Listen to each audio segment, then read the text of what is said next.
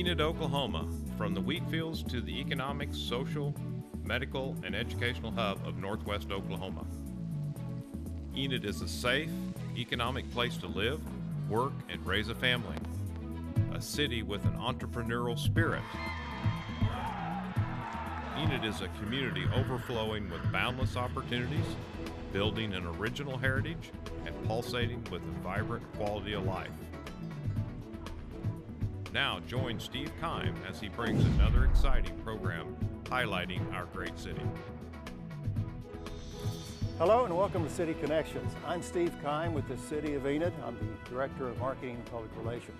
And it's my privilege each week to bring you a program about the happenings within the City of Enid. Well, as you can tell, our studio has changed just a little bit. We've had the very comfortable studios and the Pegasus studios downtown. Well, as you can see today, it's a little bit bigger room. We're in a 14,000 square foot studio. And really our shoot today is at the Enid Woodring Regional Airport. And my guest today is the director, Dan Ohnesorge. Steve, good to Dan, see you. Welcome. This is quite a facility that you have here, and we'll talk a little bit more specifically about the hangar, Dan, but if you will, just kind of share with us your background. I know you're the director, but you did a lot of things, and I know you have a military background, but you did a lot of things before you got here. Can you share with us those things? Well, I spent 28 and a half years in the Air Force, mainly flying fighters, F-4s, F-16s, doing some other staff things as well, many assignments overseas, and as well as those in the United States. My last tour was at Vance Air Force Base, okay. And I worked with the program contractor over there. Contractor over there provides aircraft maintenance support, base operating support. I did that for about 4 years, and then I was hired over here to be the director of the airport, and I've been here for 4.5 years and enjoyed it very much. Okay. This, you know, when we tour the facility, Ohno, and by the way, everybody knows Dan as Ohno, so we'll probably use a variety of names today, but we're talking to the same guy. Ohno, this is quite a facility, and we're standing in this 14,000 plus square foot hangar. Tell us the significance about hangars here at the Woodring Regional Airport and the impact that they have on your world here. And really, if somebody's watching this video, what's the big deal about this particular hangar and others? Okay, well, Oklahoma has a reputation for severe weather. We get a lot of hail in the spring, some in the fall as well. And hail, as you know, and as most of the viewers will know, it causes quite a bit of damage to a car as well as an aircraft. So we have quite a few hangars out here. In fact, we have 111. Any variety of hangars, varying from, say, 900 square feet in the smallest to the one we're standing in right now, over 14,000 square feet. And those are specifically designed to protect the aircraft. And well, right now, this hangar here is a transient hangar. We'll put military aircraft in it or civilian aircraft, depending on what we have at the time of the storm, or just to keep your aircraft out of the sun. And as you can see, we've got quite a bit of open space right now. I can tell you at this time last week, it was chock full of aircraft, both military and civilian, because we had storms going on here in Oklahoma. When I walked into the hangar a little bit earlier, I saw, I'll say a gizmo because I don't know the name of it, but it looked like some type of apparatus to help move aircraft around. So this type of facility is designed for you to just kind of push helicopters forward in a garage or something like that. I'm trying to speak in layman's terms, but no problem. How do you move things around, I guess is my question. Well, we have tows, and the thing that you were looking at is called a caddy. It is a machine in which we pull the nose gear onto a little shelf, and we can maneuver it pretty much anywhere we want in the facility. We have two large doors at either end in this particular facility, and that's so we have a flow through traffic. If you've ever tried to back a boat, it's difficult. Backing an airplane is difficult. And we've got a storm on the horizon. You want to be able to do it quickly. So we put some lines in the ground. We have the tow. All we need to do is get the aircraft in front of the hangar, and we just pull it right in, nose gear on the line, and depending on the type of aircraft and which line you're supposed to have that aircraft on, you won't hit anything as long as there's nothing else next to you. That's the plan. You just shared a great idea for my next garage. I want a garage that I can drive in and just keep on driving. I don't have to back out anymore. Good luck to your contractor. If I'm watching this program and I'm in the market, if you will, for a hangar, and I need to protect my property, as you say, out of the sun, hail, storms and things of this nature, what would I be looking for in a facility, in an airport, and also a facility? What would I be looking for? Well, obviously you need one that is large enough for your aircraft, and as I mentioned before, we have a variety of sizes here. Cessna 150, 172 will go into our small, we call them T hangars, and we have manual doors to open and close them, lights inside, but the good news is it's got a roof over it that'll keep the hail out. And then I've got medium-sized hangars for medium-sized aircraft, and then of course hangars like this for larger aircraft. You are kind of the not storage, but the hangar facility for several corporate partners or corporate entities here in the community. Can you share with us some of the corporate partners that you have? Sure. Grondike Trucking is a national trucking industry. They have 2 aircraft in their hangar along with some office space. Highland Partners is a company that works the oil business up in North Dakota and then several other areas as well. They have a jet in their hangar. Johnson Grain, a local grain storage business. They've got an aircraft. Atwood's Ranch Goods, they have an aircraft here. And there's several other smaller businesses that have aircraft here. We're in the state called a regional business airport because we don't have commercial service, but a lot of businesses fly in and out of here to work both locally, and then our guys that I just mentioned go to other facilities that they have throughout the United States. We want to talk about the runway extension in a few moments, and also there's a very special memorial that is being planned on your facility as well. We'll talk about that in just a few moments. Thank you for staying with us. Our guest today is Dan Ohnesorge. He's the director of the Enid Woodring Regional Airport, and we'll have more right after this. Hello, my name is Eric Benson. I'm the city manager for Enid, Oklahoma. We're located in northwest Oklahoma, just a short drive from Oklahoma City, Tulsa, and Wichita. We're the economic, social, medical, political, and educational hub of the area. Not only do we have the largest retail trade center in the area, serving a customer base of over 200,000 people throughout northwest Oklahoma and southwest Kansas, but we have a diversified economy that continues to provide jobs for the people of the area and opportunity for future growth. Oil and agriculture have always been major components of Enid's economy, but we've diversified our industrial waste, and we're the home of many nationally recognized corporations. Enid is a safe and economic place to live. It's a great place to work. It's an even better place to raise a family. Our air is clean, our lifestyle refreshing. We have all the amenities of a large city, but we retain the friendly atmosphere of a small town. So if your company is thinking of relocating, I hope you'll consider Enid, Oklahoma. I promise you'll find a community that is overflowing with boundless opportunities. We're building an original heritage, and we're pulsing with a vibrant quality of life. Learn more about Enid on our website at enid.org or call me at 580-616-7246. Hope to see you soon.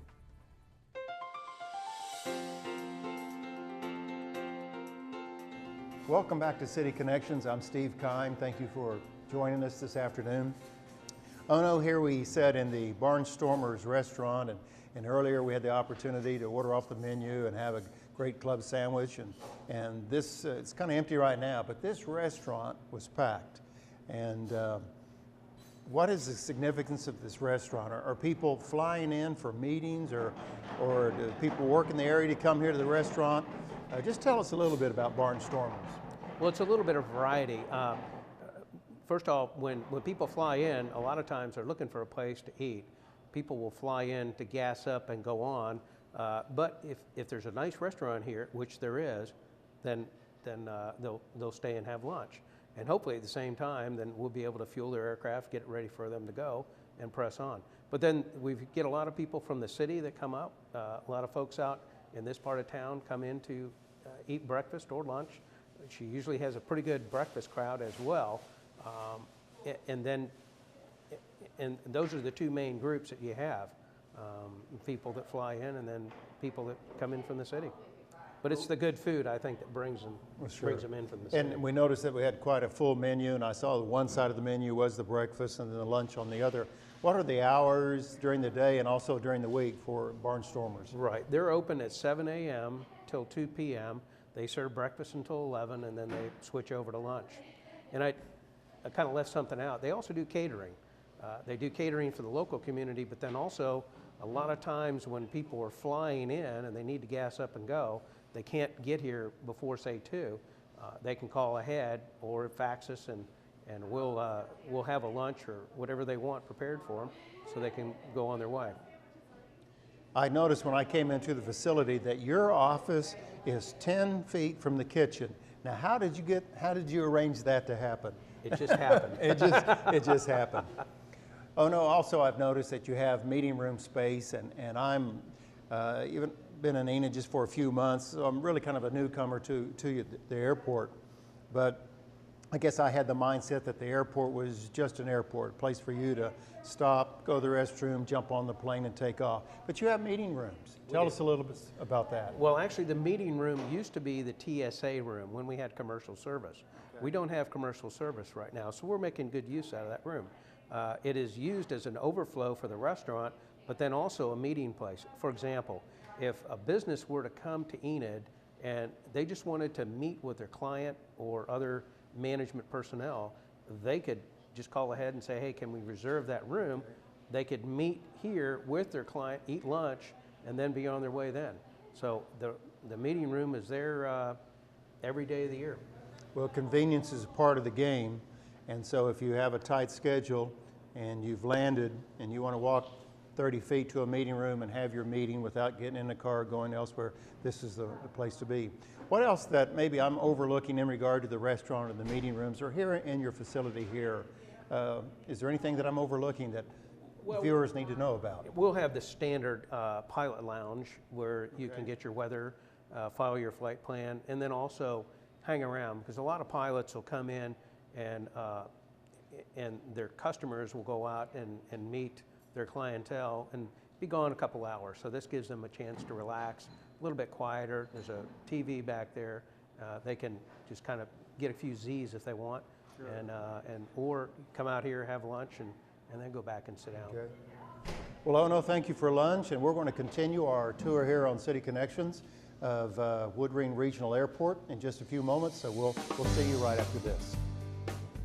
Hello, my name is Steve Kime, and I serve as the Director of Marketing and Public Relations for the City of Enid. Enid, Oklahoma is located in northwest Oklahoma, and it's just a short drive from both Oklahoma City and Tulsa and Wichita. Today, Enid is the economic, social, medical, political, and educational hub of the area. Not only is it the largest retail trade center in the area, serving a customer base of more than 200,000 people throughout northwest Oklahoma and southwest Kansas, but its diversified economy continues to provide jobs for the people of the area and opportunity for future growth. Oil and agriculture have always been major components of Enid's economy, but Enid has diversified its industrial base and is the home of nationally recognized corporations. Enid is a safe and economic place to live, work, and to raise a family. Our air is clean, the lifestyle refreshing. We all have the amenities of a large city, yet there is still the friendly atmosphere of a small town. If your company is thinking of relocating, consider Enid, Oklahoma. I promise you'll find Enid as a community that is overflowing with boundless opportunities, building an original heritage and pulsing with a vibrant quality of life. Learn more about Enid on our website at enid.org or call 580-616-7246. See you soon.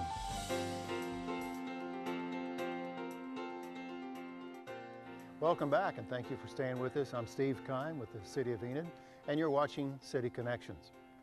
Ohno, we've moved to a different part of an airport hangar, and we're in the safe confines out of the weather elements, but there's a particular area here at the airport that I guess goes through all 4 seasons here in Oklahoma, and that's your runway. And I understand that there's a big announcement about the runway. There's the significance of having the extension of the runway of approximately 2,400 feet. Give us an update on what the extension to the runway means to you and to Woodring Regional Airport. Okay. Well, we're taking the runway from 5,600 usable to 8,000 usable feet. And what that will do for us, it will allow Vance Air Force Base, who's just on the other side of town, to be able to land their T-38s here. And that's huge because then all 3 aircraft over there can land at a local field. It's good for many reasons, for diverts, for emergencies, et cetera, et cetera. But it's also... Excuse me, when you say divert, can you explain specifically what that means? If for some reason they can't land at Vance, they need to go somewhere else. And more often than not, they have to go to Oklahoma City or Wichita, Kansas.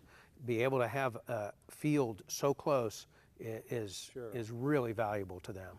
And we've all sensed that. If we're driving our car and we're about to run out of gas, do we have enough to go here or here? Oh, it'd be great if we just had a place close by. Exactly.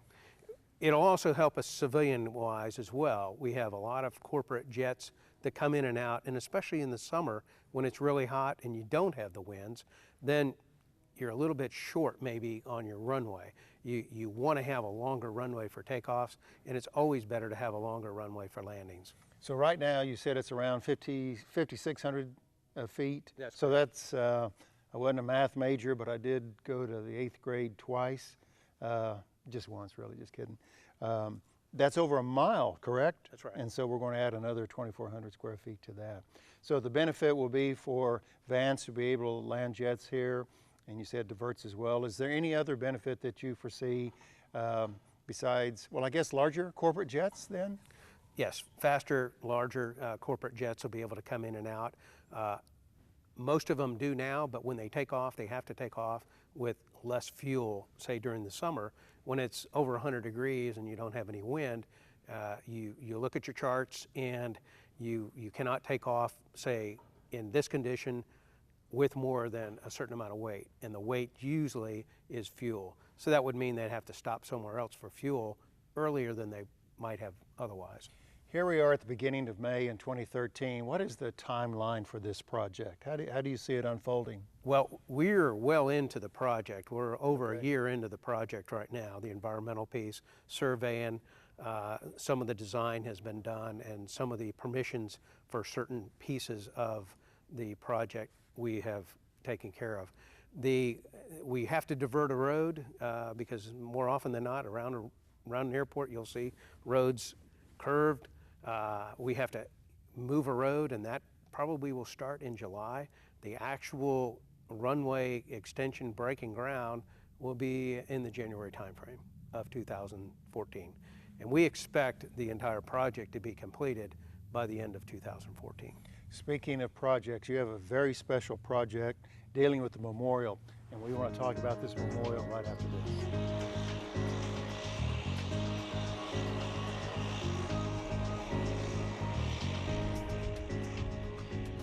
Welcome back to our final segment of City Connections. I'm Steve Kime with the City of Enid. Thank you for staying with us today. Ohno, we've changed our backdrop. Where are we at? Right now we're in the cab of the air traffic control tower at the Enid Woodring Regional Airport. It's an impressive view. What can you share with us about this tower? How high are we up? Do you know? It's about 60 feet high.